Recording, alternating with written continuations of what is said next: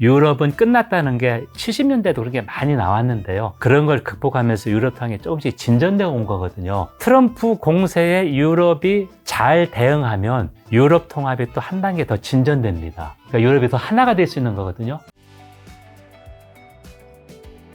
그러면 최고의 복지국가 유럽, 그에 반해 성장률은 굉장히 낮아졌는데 이제 유럽에 대한 전문가인 교수님 봤을 때 그들의 삶은 2002년 그 과거보다 지금 더 행복해졌나요? 어떻게 보세요? 성장률은 낮아졌지만 복지는 좋아졌을 것이고. 복지가 약간은 축소됐지만 그래도 큰 다른 틀은, 국가들 대비는 훨씬 그렇죠. 좋은 거니까요. 큰 틀은 변하지 않았죠. 큰 틀은 변하지 않았고 독일 사람들이 불만을 유지하고 극우 정당의 지지도가 높아진 이유가 그래 우리가 이 나치의 역사적 업보 때문에 난민을 많이 환영하고 받는 거는 좋다. 하지만 난민을 받으면 아까 1인당 1년 들어가는 비용이 10,000유로 1,500만 원이라고 했잖아요. 그거에 따라서 주택도 더 지어야 되고 교육 투자비도 늘려야 되고 건강보험 투자 더 늘려야 되잖아요. 그런데 우크라이나 난민 100만 명 받아서 15조 원이 1년에 더 들어가는데 정부 재정은 독일이 돈이 있지만 균형 제재 때문에 못 늘리지 않습니까? 그러니까 극우 정당 세력이 커진 이유가 그겁니다. 중도층도 그래 우리가 난민 받는 거는 좋지만 정부가 정책을 해서 이거 해결해야 되지 않아? 근데 못하니까 불만이 높아서 극우 정당 지지보다는 기존 정당에 실망해서 찍은 거거든요. 정확히 해석이. 자, 그런 건데 그러면 이걸 어떻게 해결할 수 있을까? 그러니까 이제 독일을 예를 든다면 균형재정 그쪽을 정권이 교체되면 조금 유연하게 해석을 해서 주택을 좀 더 줘야 되고요. 건강보험도 투자도 해야 되고 지금 독일 연립정부가 1년에 30만 호 이상 주택을 짓겠다 약속을 했는데요. 한 70% 정도밖에 실천을 못했습니다. 그만큼 이제 주택을 지으려고 했더니 각종 환경 그런 거 준수도 까다롭고 그 다음에 인플레이션 때문에 건축비도 급등했거든요. 그러니까 수지를 못 맞춘 거죠. 자, 이제 그런 문제가 있어서 제가 이제 독일하고 이제 영국 주로 비교하니까 영국 사람들도 물가가 너무 급등해서 삶이 많이 팍팍해졌고요. 그리고 독일 사람들은 마찬가지입니다. 복지가 조금은 더 많이 좋아질 수는 없어도 덜 줄어야 되고 하는데 자녀를 학교에 보냈는데 영국이나 독일 사람들이 공통적으로 느끼는 게 난민이 많이 와서 독일인이나 영국 사람의 어휘력이 많이 떨어진다는 겁니다. 예를 들면. 그리고 병원에 갔는데 브렉시트 때 이제 자유이동이니까 유럽연합 회원국 시민들이 너무 많이 와서 건강보험 많이 기다렸다는 그 불만이었었거든요. 그런 것처럼 병원에 갔는데 대기 시간이 평소보다 2배, 3배 늘어졌다. 그런 불만이 많이 나오고 있어요. 자, 그렇게 보면 경제 성장을 못해서 유럽 경제 성장을 못한 상황에서 전쟁까지 터졌고 그 다음에 이제 트럼프 출범하면서 경제 성장률은 더 타격을 받을 수밖에 없는데 시민들이 정부에 바라는 것은 복지 수준을 덜 삭감하면서 복지국가의 틀을 유지하는 건데 그게 쉽지 않을 거기 때문에 과거 20년 동안 유럽 경제가 저성장에 늑에 빠진 만큼 독일이나 영국 시민들의 불만은 좀 더 쌓였다. 성장이 떨어지는데 복지가 계속 유지될 수는 없죠. 없을 거잖아요. 복지를 조금씩이라도 축소할 수밖에 없었죠. 그럼 그에 반면 미국은 굉장히 많이 성장했지만 또 그 그렇다고 어두움으로 복지가 미국은 개선되는 건 아니고 극심한 빈부격차, 총기 사고, 마약 중독 이런 것들도 있는데 그럼 유럽과 비교해서 미국인들은 행복한가요? 완전 뭐 교차되는 나라들이라서 퓨 리서치 센터가 그쪽에서 그 행복합니까 그런 거 조사하는 거 나온 것 같은데요. 제 기억에 미국 사람들이 유럽연합 그 27개국보다 행복하다 그렇게 큰 차이는 없었던 것 같습니다. 그렇게 보면 미국은 말 그대로 빈익빈 부익부가 계속 커지니까 그 파괴적 혁신의 대가로 그 다음에 복지 모델도 복지 수준 비교할 때 대륙식보다 훨씬 낮기 때문에 과연 미국 사람이 유럽 사람보다 더 행복하냐? 그건 전 아니라고 보거든요. 그러면 한국은 이 양대 이제 대륙가 국가들, 미국과 유럽 어느 쪽을 좀 보면서 궁극적으로 나아가야 할까요? 그런 논쟁이 많이 있었습니다. 그래서 예를 들면 진보 정권이 우리 들어섰을 때 유럽을 많이 배워야 된다 그런 얘기 많이 했고요. 보수 정권이 들어서면 정반대로 가고 그래서 이제 지금 얘기는 유럽이 저성장에 늪에 빠지니까 우리가 너무 유럽에 많은 걸 베끼려고 했다. 문제다. 그러지 말자. 그런 얘기도 많이 나오는데 제일 좋은 거는 좋은 점을 조금씩 취하는 건데요. 그죠? 미국식으로 과감하게 경쟁하게 하고 혁신하면서 우리는 복지 사회 안전망이 아직도 그렇게 촘촘하지는 못하지 않습니까? 단순하게 비교한다면 우리가 보통 버터하고 총의 싸움이라고 그러는데요. 버터는 먹고 사는 점입니다. 복지에 많이 지출하면 정부 재정은 한정돼 있으니까 국방비는 줄일 수밖에 없고, 근데 지금 전쟁이 났지만 유럽은 정반대잖아요. 국방비를 획기적으로 늘렸는데 먹고 사는 짐을 줄일 수밖에 없으니까 네.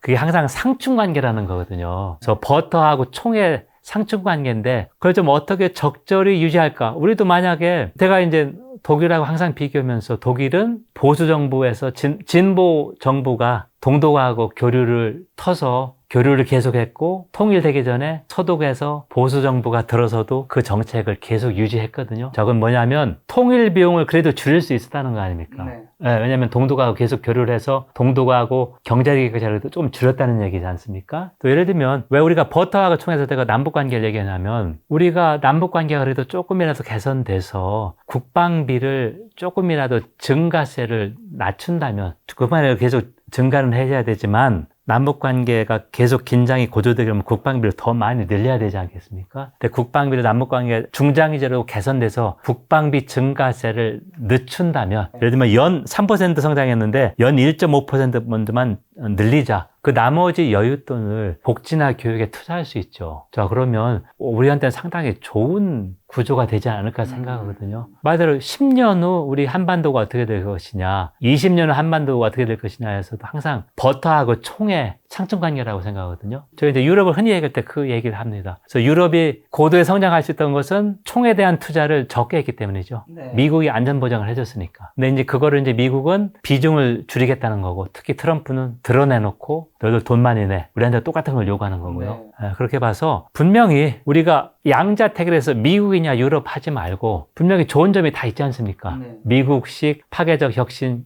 경쟁시키는 거, 우리 오디션 프로그램 많이 하지 않습니까? 자, 그런 식으로 파괴적 경쟁 혁신 좋고, 유럽식의 복지 모델에서 분명히 차용할 점은 좀 있다고 생각하거든요. 그래서 그런 거를 좀 적절히 절충할 수 있으면 좋지 않을까. 근데 버터 총 얘기하시니까 러시아 우크라이나 전쟁이 이제 종식이 돼도 예. 사실은 어쨌든 이제 유럽의 국가들은 이제 전쟁이라는 위험이 예전보다는 어쨌든 더 커진 거잖아요. 맞습니다. 안보 리스크가 커진 네, 거죠. 그만큼 앞으로 국방비를 늘릴 수밖에 없는 거는 예. 당연한 수순일 테니까 버터인 먹고 사는 거의 입장이나 복지 측면에서는 앞으로 조금 더 힘들어진 부분이 있겠네요. 그렇죠. 단순하게 생각하면 독일도 트럼프한테 항상 공격을 받았던 게, 독일이 나토 유럽 회원국 가운데 GDP 대비 국방비 비중이 제일 낮았습니다. 원래 나토 회원국은 2%를 채워야 되거든요. GDP 대비. 독일이 1.3% 안 됐습니다. 그러다가 우크라이나 전쟁이 일어나면서 독일이 앞으로 4년 동안 1,000억 유로, 150조 원 투자해서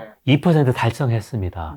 자, 그런데 우크라이나 이제 휴전 종전이 어떻게 될지 모르겠지만, 우크라이나 전쟁 이후 유럽의 안보 위험이 더 높아져서 국방비를 급격하게 하지는 않더라도 조금씩 늘릴 수밖에 없거든요. 그렇죠. 또 트럼프가 강하게 압박할 거기 때문에. 자, 그렇게 보면 복지는 조금 줄일 수밖에 없는데, 현재 수준의 복지를 유지하려면 경제 성장밖에 없거든요. 근데 그게 또 쉽지 않죠. 네. 그러니까 유럽을 볼 때 제가 아까 독일을 계속 강조한 게, 독일이 균형 재정 조항을 조금 유연하게 운용하면서 독일 경제가 이제 최소한 내년은 한 1%대 정도 달성하고 그러면 이제 평균 올라서고 그러면 27개 회원국이 조금 성장률이 높아지는 거거든요. 그래서 이제 독일의 버터와 총을 어떻게 적절하게 균형시킬까, 그거를 보면 조금 해답이 나오지 않을까 이렇게 생각하는 거죠. 교수님 말씀하신 이제 성장과 복지, 미국과 뭐 유럽 이런 게 들으면서 드는 의문 중 하나가, 사실은 이제 우리가 뭐 이런 거 가지고도 뭐 대학생 때, 고등학생 때도 뭐 이런 거 TV에서도 토론 같은 것도 많고 그럼요. 했는데 몇 시간 동안 토론하셨어요. 성장이 먼저냐, 복지가 먼저냐인데, 사실은 유럽이 굉장히 잘 나갈 때는 복지 유럽을 굉장히 불허하는 그런 분위기가 많았지만 지금 이제 상황에 따라서 그런 것들은 다 바뀌는 거니까요. 근데 지금 드는 생각은, 유럽은 어쨌든 복지를 유지하거나 더 늘리고 싶어도, 아니면 이걸 멈추고라서 성장을 가려고 해도 그게 뜻대로 되지 않잖아요. 그동안 복지 쪽으로 많이 갔고 성장을 제대로 안 갔기 때문에. 근데 예를 들면 이제 반대로 미국 같은 경우는 복지보다는 성장에 포커스를 맞췄기 때문에 부작용들이 분명히 있긴 하지만 어쨌든 성장을 했고 복지를 선택은 할 수 있는 거잖아요. 선택을 할 수 있는데 그쪽으로 가기가 쉽지 않을 것 같다. 쉽진 않겠지만. 근데 문제는 유럽은 성장을 선택을 할 수가 없잖아요. 선택한다 해서 되는 문제가 아니니까. 근데 유럽도 당연히 경제 성장 지금 우선하려고 해서 네. 정책을 끌어오려고 하는데 두 가지 조화가 쉽지 않다는 거죠. 그러니까요. 영국도 말 그대로 14년 만에 정권을 자칫탈환한 노동당이 성장을 계속 내세우고 있고요. 그래서 저도 여기 지금 드는 생각이 네. 어쨌든 뭐 우리가 기업도 승자 독식 사회이긴 하지만 전 세계 국가들도 약간 이제는 그런 분위기로 가고 있다 보니까 미국이 성장으로 가면서 빅테크 플랫폼을 다 차지하다 보니까 사실 그 자리를 뒤늦게 유럽이 성장을 포커스 맞춰서 어떻게 하려고 해도 사실상 가능하다고 생각하시는 시청자분은 특히 플랫폼 빅테크 쪽에서는 거의 없을 것 같고 교수님도 아마 그렇게 생각하실 것 같아서 참 이게 상황에 따라 다르긴 하지만 그래도 어느 정도는 참 성장으로 가지 않으면 나중에 복지를 하고 싶어도 할 수 없는 상황이 그런 생각이 저는 드네요. 분명히 중장기적으로 맞다고 생각하고요. 성장이냐 복지나 양재택일이 아니라 그걸 적절히 조화시키는 게 문제지 않습니까? 그게 이제 우리가 정책적으로 노력해야 된다는 얘기고요. 우리가 유럽연합 EU 아까 제가 설명했듯이 그래도 유럽은 그나마 다행인 게 지역 블록을 만들어서 미국이라는 강대국에 공동 대응할 수 있다는 거거든요. 특히 통상정책은 유럽연합 EU 집행위원회가 행사해서 예를 들면 우리가 EU하고 FTA를 했죠. 그러니까 27회원국하고 똑같은 FTA를 했다는 거거든요. 자, 그런 것처럼 미국하고 유럽연합의 생산성을 비교한 건데 2차 대전 때 형편없다가 70년대까지 꾸준히 올랐죠. 아까 제가 자본주의 황금시대에 한번 보세요. 90년대는 거의 90% 가까이 갔어요. 그러다가 이제 계속 떨어지잖아요. 그럼 왜 90년대에 무슨 일이 있었지? 그때 유럽연합이 단일 시장을 완성한 겁니다. 그러니까 70년대 유럽 망했다는 얘기가 계속 나왔어요. 왜냐면은 유럽이 중동에서 계속 석유를 수입했는데 원유를 두 차례 석유 파동이 있었잖아요. 그래서 산유국 오페크가 유럽으로의 그 수출을 금지하거나 친 이스라엘 국가에는 별로 안 줬어요. 오페크 만든 이유도 그거잖아요. 공급자 카르텔이지 않습니까? 자, 그러다 보니까 그 당시 유럽 경제공동체, 유럽연합의 전신이죠. 마찬가지로 단일 시장을 만들려고 했는데 단일 시장으로 가야 되는데 관세는 없어졌지만 비관세 장벽. 예를 들면 독일이 다른 나라 물건을 수입하는데 독일 공업구역이 아니잖아요. 그러면 수입을 금지시킨 겁니다. 자, 그렇게 이제 보호무역을 했는데 이거 안 되겠다 해서 1986년, 7년에 단일시장 만들라 해서 1992년 계획을 만들었어요. 그 뭐냐면 1992년까지 우리 단일시장 고. 그래서 그거를 완성을 했어요. 거의 다. 보세요. 90년대 중반에 획기적으로 올라갔죠. 자, 그래서 지금 유럽연합 차원에서도 아까 제가 드라기 보고서 나왔잖아요. 거기에서도 나온 게 또다시 단일 시장을 만들자. 미국만큼 EU가 재원은 있지만 회원국끼리 중복 투자해서 산업정책이 안 된다고 그랬잖아요. 그런 걸 다시 한번 해보자는 거거든요. 그럼 이제 유럽 차원에서 하려면 어떻게 해야 되느냐. 80년대도 왼쪽에 보면은 제일 중요한 게 리더십이거든요. 자, 리더십은 뭐냐면 정치인들이 내가 비록 선거에서 진다 하더라도 나 이거 꼭 하겠다. 말 그대로 자기 권력을 잃더라도 설득하고 하는 건데요. 자, 80년대 중반에는 집행위원장 프랑스 사람인데요. 자크 들르로가 있었고요. 그 다음 우리가 유럽 통합을 이끄는 나라가 프랑스하고 독일이지 않습니까? 자, 이 두 나라가 해서 그리고 기업들도 우리가 이 경쟁에서 지면 우리는 아무것도 아니야. 유럽 대기업도 나섰거든요. 이 ERT라고 유럽 산업의 라운드 테이블을 해서. 근데 지금은 비교해보면 집행위원장 리더십은 있습니다. 펀데어라인이 이제 2기를 이제 시작합니다. 12월 1일부터 5년 동안. 근데 가장 큰 차이점은 독일과 프랑스 둘 다 지금 레임덕입니다. 자, 마크롱 대통령이 조기 총선에서 망했지 않습니까? 지금 마크롱 정부의 운명이 급진 좌파하고 극우파 마린 르팽에 달렸거든요. 그쪽에서 다수를 점했기 때문에. 독일은 연립정부가 붕괴돼서 내년 2월 23일에 조기 총선하면 한 2달 정도는 걸립니다. 연립정부가 출범하려면. 그런데 트럼프가 1월 20일에 백악관에 들어가서 막 이제 관세전쟁 날릴 거 아닙니까? 근데 독일은 한 3달 동안 정부가 임시정부인 거예요. 그래서 독일하고 프랑스가 리더십 공백을 채워야 되는데 이게 지금 없고요. 기업들 움직임은 분명히 있습니다. 하지만 80년대하고 비교해서 아직도 미미하다. 그래서 제가 이제 큰 거를 본 건데요. 저는 이제 정치경제학자니까 경제를 보는데 정치에서 결정하지 않습니까? 말 그대로 우리가 단순하게 얘기하면 이익단체에서 재계, 사용자단체하고 노동조합이 서로 정책을 두고 입법 반영시키려고 하는 거잖아요. 자, 그런 걸 보면 정치가 말대로 경제 이런 거를 이제 밀접하게 영향을 받아서 서로 힘의 균형에 따라서 결정하는 건데요. 앞으로 이제 유럽이 재도약하는데 제가 아까 계속 독일을 강조한 게 독일이 정권 교체가 되고 어젠다 2030이 그래도 좀 추진되면 독일의 리더십은 조금 회복되는 거죠. 그리고 이제 프랑스 대통령 선거는 2027년 봄입니다. 자, 그렇게 보면 프랑스도 이제 리더십 교체가 돼서 예를 들면 3년, 5년을 내다본다 해서 두 개가 적절하게 결합되면 유럽도 이 80년대와 비슷하게 재도약할 수 있는 발판하고 이게 조금씩 맞춰진다는 거거든요. 근데 이제 여기 이 도표는 진짜 상당히 큰 흐름이고 큰 얼개를 좀 제가 보여준 거잖아요. 주목해야 될 건 이제 독일에서 계속해서 강조하지만 정권 교체 후에 어젠다 2030을 추진할 수 있을까? 그게 이제 하나의 관건이라고 생각합니다.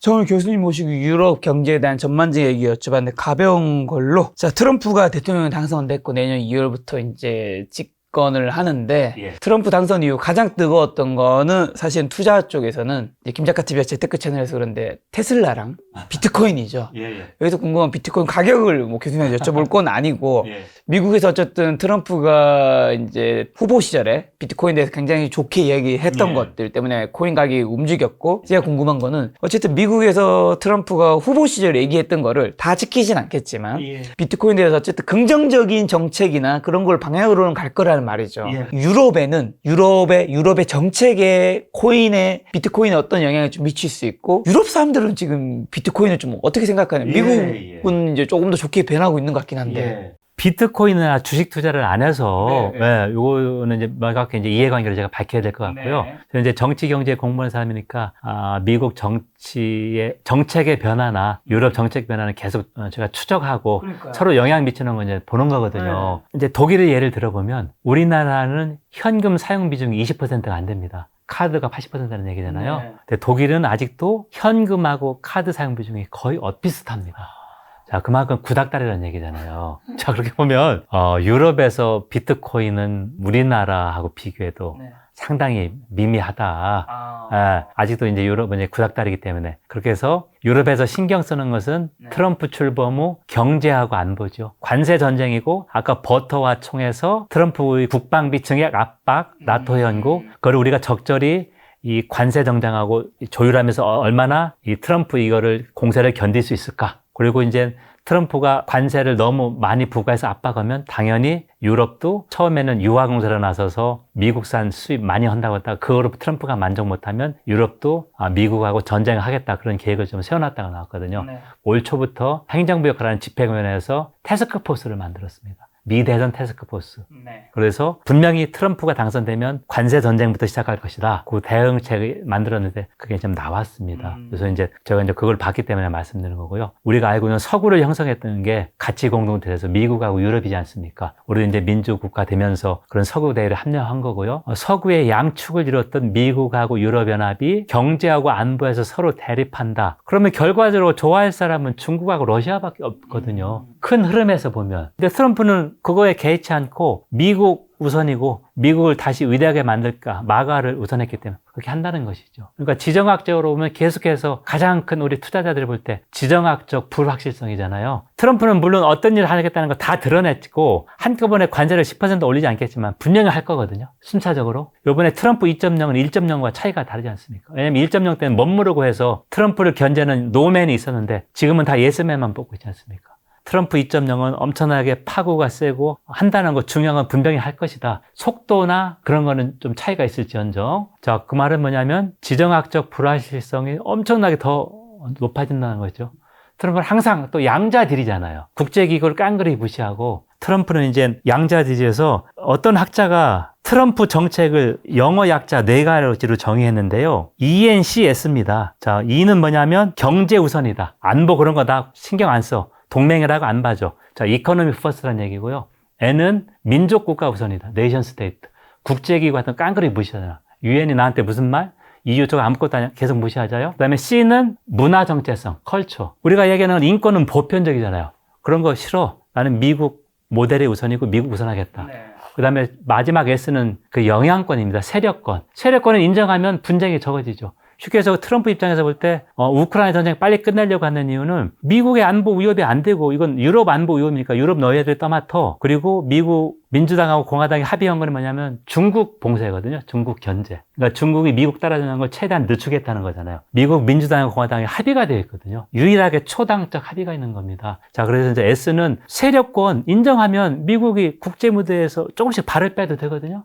우크라이나에서 발을 빼면 그 대신에 중국 봉쇄, 중국 견제에 집중하겠다. 그건데 이게 상당히 적절한 지적입니다. 트럼프의 그 정책을 네 가지로 요약했는데 ENCS다. 트럼프주의, 트럼프 독트린이라고 하는데 상당히 제가 괜찮은 아이디어 이렇게 생각했어요. 마지막으로 저희 시청자분들에게 유럽 경제 관련해서 혹시나 개인적으로 꼭 하시고 싶은 말씀이 있다면요. 오늘 제가 첫 출연했는데요. 시청자 여러분들 반가웠고요. 특히 제가 이 베스트셀러 작가인 김 작가 만나서 반가웠고, 유럽에 대해서 저는 경제학자가 아니기 때문에, 세부적인 지표보다는 아까 도표에 말씀드렸듯이 유럽은 끝났다는 게 예를 들면 유로존 경제위기 때 더 나온 것도 아니고 70년대도 그렇게 많이 나왔는데요. 이제 유럽 통합을 계속 공부했기 때문에 그런 걸 극복하면서 유럽 통합이 조금씩 진전되어 온 거거든요. 자, 그렇게 보면 트럼프 공세에 유럽이 잘 대응하면 유럽 통합이 또 한 단계 더 진전됩니다. 그러니까 유럽이 더 하나가 될 수 있는 거거든요. 정반대의 시나리오는 유럽이 말 그대로 끝났다, 깨진다거든요. 근데 지금 유럽 언론을 보면 걱정이 많죠. 트럼프 이기는 이기기와 질적으로 다를 것이다. 다 인정하죠. 그럼 우리가 트럼프 공세에 단결을 하지 않으면 유럽은 국제 무대에서 아무것도 아니야. 명확하죠. 자, 그렇기 때문에 더 함께 한 목소리를 내야 된다는 거하고 특히 경제 성장, 독일에서 이제 더 화두가 되는데요. 경제 성장하지 못하면 국제 무대에서 이제 G3에서도 밀려날 것이다. 그런 목소리가 꽤 높습니다. 유럽 언론을 보면. 자, 그렇게 보면 혹시 유럽에 투자하신다면 중장기적으로 보고 예를 들면 유럽의 그린딜은 계속 가거든요. 자, 이제 그런 측면에서 생각해 보시면 우리 유럽은 이제 단순히 관광을 많이 가는 문화 조금 우리가 관심이 그런 것 측면뿐만 아니라 정치 경제에서 유럽이 트럼프와 반대되는 유럽과는 그리고 다른 모델은 계속 추진하고 유럽 통합 하나 되기 위해서 더 노력할 것이다. 저는 그렇게 생각을 합니다. 네, 또 유럽에 이슈가 생길 때 교수님 모시고 좋은 이야기 한번 들어보도록 하겠습니다. 울만희 교수님은 안병현 교수님이었습니다. 지금까지 소중한 시간 함께해 주셔서 정말 감사합니다. 오늘도 김 작가였습니다. 고생 많으셨습니다. 감사합니다.